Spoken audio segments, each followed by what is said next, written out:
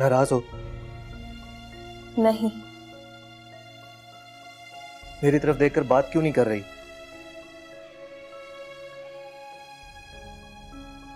ठीक है सारा, मैं माफी मांगता हूं तुमसे। मुझे तुमसे माफी से ज्यादा तलाफी की तवक्को है।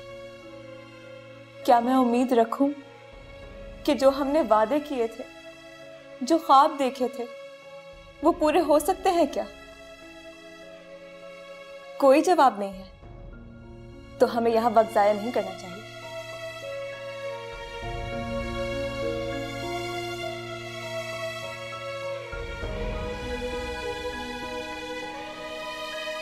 रुको सारा,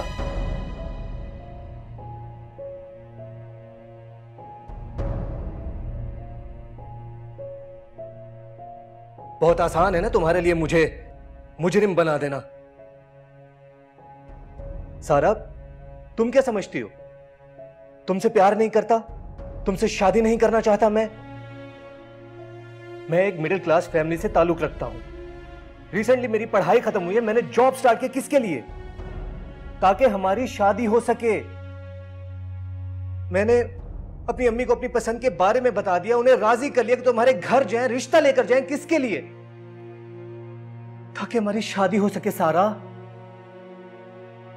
इतनी सारी बातें सुनने के बाद भी तुम्हें मेरे कॉल और मेरे जज्बात में सदाकत नजर नहीं आती?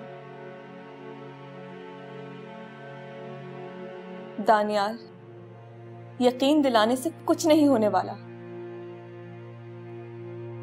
क्या इससे मेरा रिश्ता रुक जाएगा?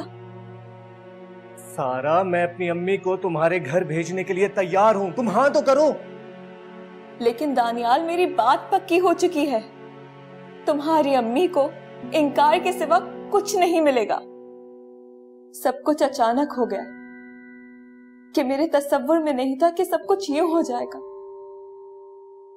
लेकिन एक ज़ात है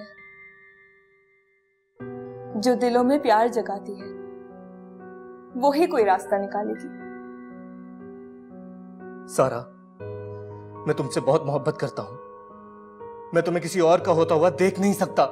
मुझसे ये बात हरगिज बर्दाश्त नहीं होगी।